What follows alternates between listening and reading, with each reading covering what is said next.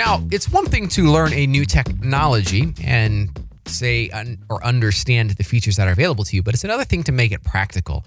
And as you see over and over in this course, it is my goal to make this very practical for you, so that's such that you're like, I understand how this is going to work. This makes complete sense. And oh yes, I can actually use it in this way on my website and this way on my website, etc. Like it's something that makes sense. It registers for you, as opposed to like, oh yeah, there's that technology out there. And in this case, in the last video, we talked about how to, customize these recommendations. It's pretty straightforward, pretty simple.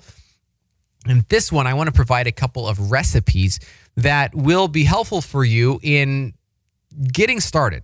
Some baseline approaches that I would recommend that will be helpful in this process. So without further ado, come into our marketing tab here, product recommendations. I'm creating a new product recommendation. Of course, we have different page types, so we can select product detail.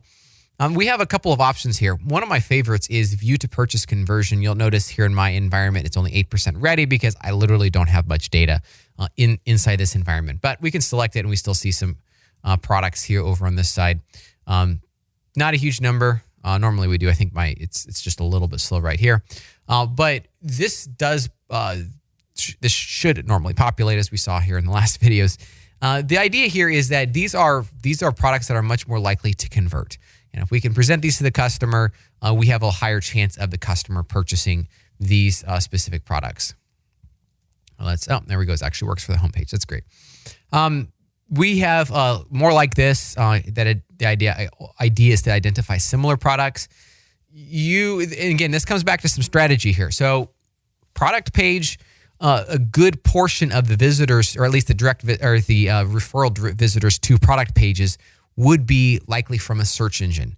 And so we want to consider what type of behaviors people normally exhibit when they come to a page like this. So for example, we should experiment with showing disparate products, and we should experiment with showing similar products. The disparate products would be that we're kind of, maybe the search engine messed up and maybe it picked up on some keywords that are not quite accurate. This is going to be less common of a problem versus similar products. So let's say it pops up to a shirt here on this page, and maybe the viewer doesn't like the sleeves are too long, or the fit isn't, whatever the reason is. Having similar products, like more like this, they might say, oh, well, I like the sleeves on this other shirt, so let's click here. And ultimately, pushing those up on the product page is usually quite beneficial.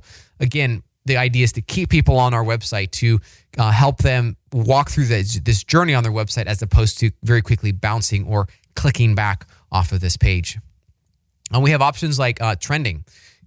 What are some other what are the most popular products right now?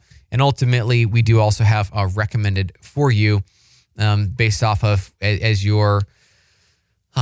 as a customer is browsing your website, what are they most likely to purchase based off of this user behavior? This is one of the more intelligent, or one of the more learned options. Recently viewed as not as much that it's just going to track what they recently saw and go based off of that. But recommended for you is, it's like taking that information and then applying heuristics or predictions to say what else would you perhaps be recommended, or what would you also like.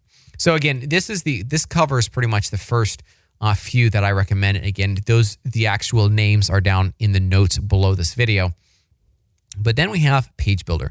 And Page Builder is a little bit different of a type, simply because you can use it anywhere. So again, you can have up to 25 different Page Builder types. And so you can start getting a little bit more specific with these Page Builder recommendations. You can filter down to a specific category. I mean, at that point, you're not gaining that much from some of these different types of recommendations. They're pretty much just going to show you the products that you're recommending. So at the end of the day, there isn't much value, and you might be just better served by creating a category and injecting, like I've shown you in previous videos, a list of products from a specific category if you want to get down to be that specific. But one of my favorites here is this view to cart conversion. So pushing people who, encouraging products who that have been added to the cart. Ultimately, cart versus purchase, there's going to be some drop off in that process. But typically speaking, unless you have some really poorly performing products, cart to purchase is going to be about the same metric. And obviously recommended for you, again, taking the user's existing behavior and recommending other products. So again, this is not necessarily fitting into a specific, I want to show jackets on this blog post that we're putting out here via Page Builder.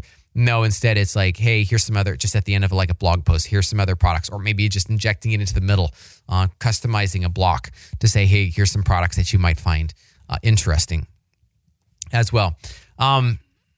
That is pretty much the primary recommendations that I would have for this. Just get it started, see how it works for you, experiment with this, fool around with it, and I think you will, as you learn how this works within kind of these guidelines that I've set out here, I think you're going to find that it is a helpful tool on your website.